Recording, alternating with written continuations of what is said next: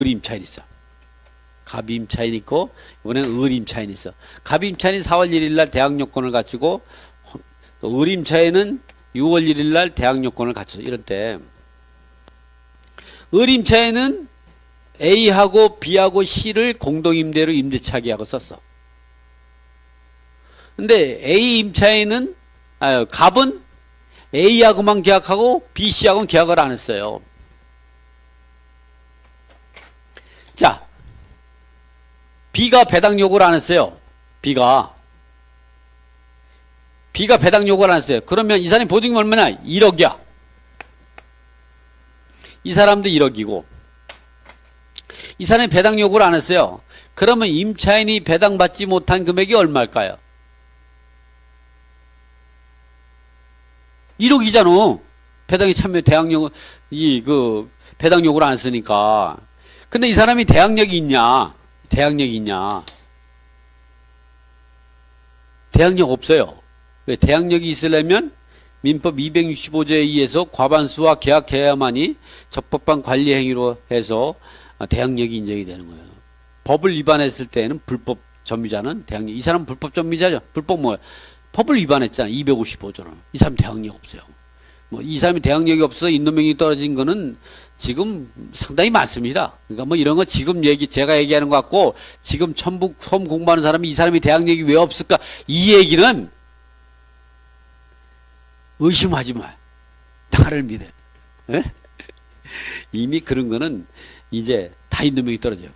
이런 경우는 이렇게 3분의 1 지분권자가 계약하면은 이 사람은 대항력이 없어요. 대항력이 없으니까 이 사람이 실제 배당 요구해도 배당 못 받아요. 대항력이 있어야만. 대항력이 주물내 지수된 권리고 우선 변제권은 종물내 종된 권리라고 그랬죠. 주물이 없으면 종물은 없는 거예요. 그렇기 때문에 이 사람은 배당 요구할 수도 없고 대항력도 없어요. 이 사람 오로지 임차보증은 누구한테만 청구하느냐? A를 상대로 죽은 자식한테 청구할 수밖에 없는 거죠. 그러니까 이 사람은 손해볼 수밖에 없는 거죠. 이걸 낙찰받은 사람은 인수하지 않아요. 이거 인도명령이고 강제 집행할 수 있어요. 이 사람. 그리고 이 사람 배당 요구할 수도 없어요. 대항력도 없고 배당 요구도 없다. 갑이 입자에는 과반수와 계약하자면 이 사람은 이제 이번에는 뭐냐? 이 사람은 어떻게 냐? 을임차인을 그러면 을임차인의 인수금액은 없겠죠? 말소기준 권리에 소멸되잖아. 근데 3분의 1은 소멸되지만 아직까지 B 3분의 1, C 3분의 1의 임대차계가 그대로 남죠? 과반수가 남아있어. 이 사람 못 내보내요. 대항력 있는 거예요. 인수금액은 없지만 인도명령 대상은 아니다. 왜? 이 사람 낙찰자는 소수지분권자에 불과하죠? 자, 이번에는 2분의 1 지분권자인데 갑이 두 사람하고 공동임대인 했어요. 을은 이때 이렇게 했고 이 사람이 대항력을 주장한다. 근데 보증금이 1억이다. 그러면 1억을 인수하는 게 채무자로 인수는 5천만 원. 물상부진 담보 B에 대한 물상부진 담보 책임은 5천 이렇게 해서 1억을 인수하게 되는 거죠. 이 사람 못 내보내죠? 대항력이 있어서. 계약기간 내보다 계약기간이 지나면 계약 해지 의사를 밝히면서 내보낼 수밖에 없는 거죠. 이 사람이 배당 요구를 했다. 그러면 어떻게 해요? 5천만 원을 초과된다. 그러면 채무자로 인수할 건 없어요. B가 물상부 담보 책임을 지는 거죠. B에 대한. 그러나 B가 책임을 진다 그러면 이런 경우는 인수할 게 없는 거죠. 이번에는 을이다. 을인 경우는 말소기준 걸 이유이기 때문에 소멸된단 말이죠. 그렇기 때문에 인수가 할 금액은 없어요. 그리고 내버려 쓰냐? 남아있는 게 50%밖에 안 되잖아요. 지분하고 계약했기 때문에 얘는 소수지분권자예요. 과반수가 되지 못하기 때문에 인도명령 대상이에요.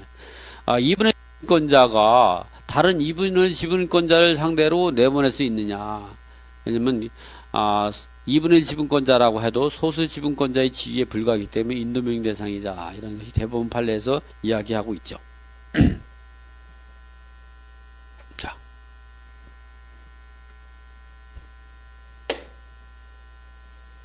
지금은 인터넷으로 듣는 분이라든가 오프라인으로 강의 들으신 분이 이 내용이 이해가 안 되면 요거는 다시 보기로 제가 올려놨으니까 유튜브나 네이버 TV나 또는 뭐 이제 그 아프리카 TV 여기서 다시 보기를 보셔서 보시기 바랍니다. 그러면 잘 이해가 할 때까지 몇 번 리피트해서 다시 보시면 이런 내용들은 이제 이해할 수 있죠. 그러나 여기서 이제 간단하게 토지 같은 경우는 이승에서는 잘 살고 저승에서는 못 사는 거죠. 왜냐면 이승에서는 과반수 이상의 계약을 맺었다 그러면 대항력이 있어서 적법한 관리 행위를 하고 있기 때문에 하지만 소유자가 변경이 되면 매매나 임대차를 깨버리죠.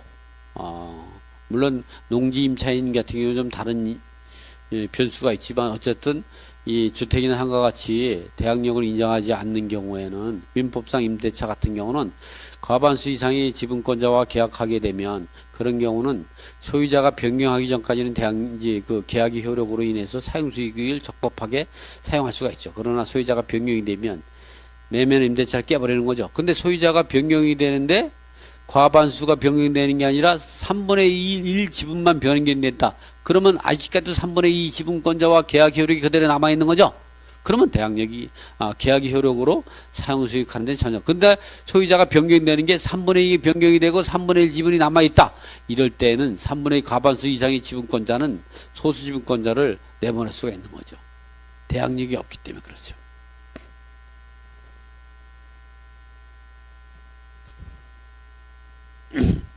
공유물이 사용과 사용수익과 부당이득. 그래서 우리가 보면 이제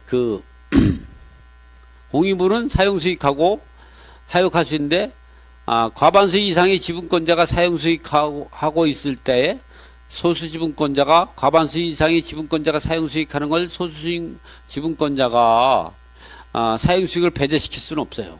그럴 때에는 지분은 있지만 소수지분권자가 과반수 이상의 지분권자가 사용수익함으로써 소수지분권자가 사용수익하지 못할 때에는 원래 공유지분권자는 각자의 지분의 권리에 따라서 사용수익할 권리가 있어요. 그러나 민법 265조에 의해서 과반수의 지분권자가 적법하게 사용수익하는 것은 적법하기 때문에 그러나 사용수익하면서 지분이 있으나 소수지분권자 사용수익할 권리를 갖지 못할 때에는 과반수 지분권자에게 부당이득으로 다툴 수가 있다. 그럴 때 부당이득은 감정평가로 인해서 차임에 해당되는 부당이득을 청구할 수 있다 이 말이죠.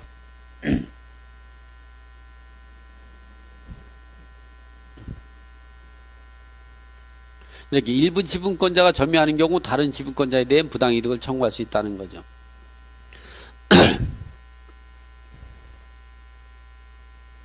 공유물의 처분과 변경행위 그리고 관리 보존행위 이런 얘기를 한번 좀 다시 제가 판서를 가면서 한번 설명을 해볼게요. 관리행위 그리고 보존행위. 이 관리행위는 민법 제 265조에 의해서 공유물의 관리는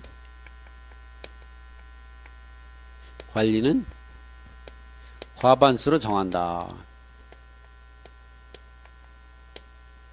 이렇게 되는 거죠.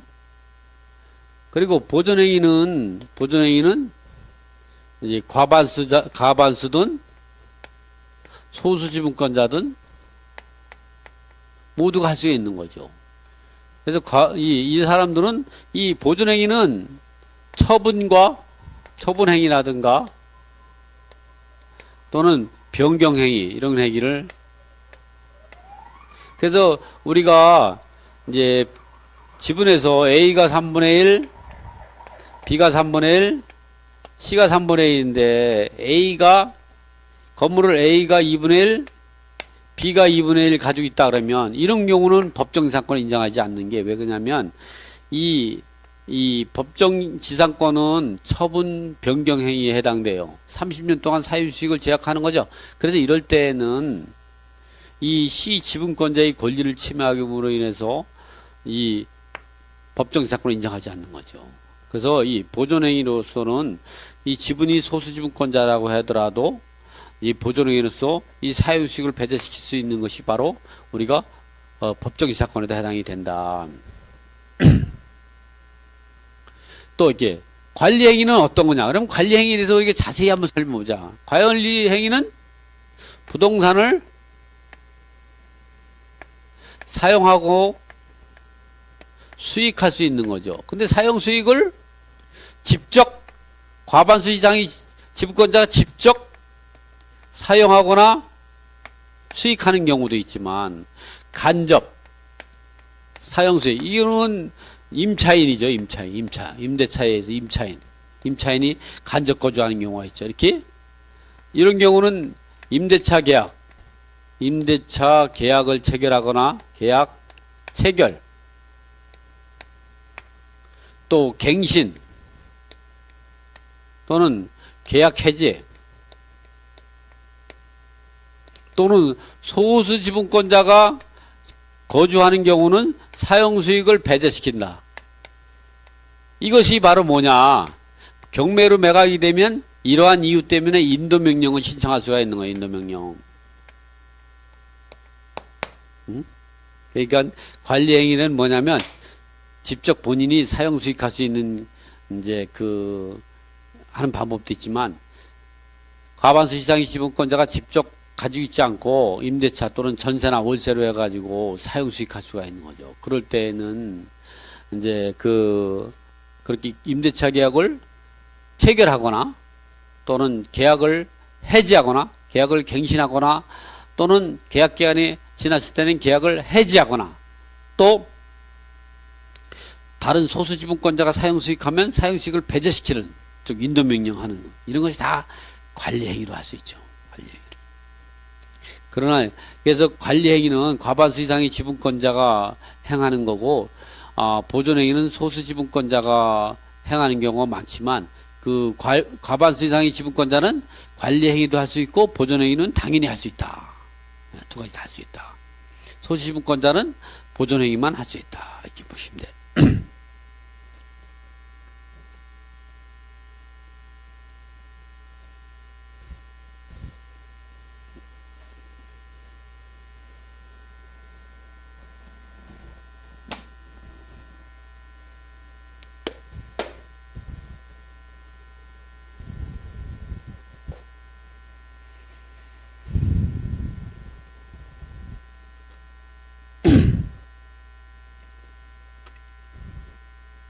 그런 내용들이 여기에 기재가 되어 있는 겁니다.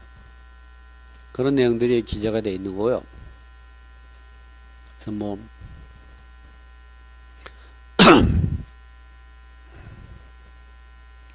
이번에는 이제 공유물에 대한 임대차 계약 체결 및 계약 해지 인도 청구는 좀 전에처럼 이제 과반수로 정한다 이런 얘기는 말씀을 드렸으니까 지나가고요.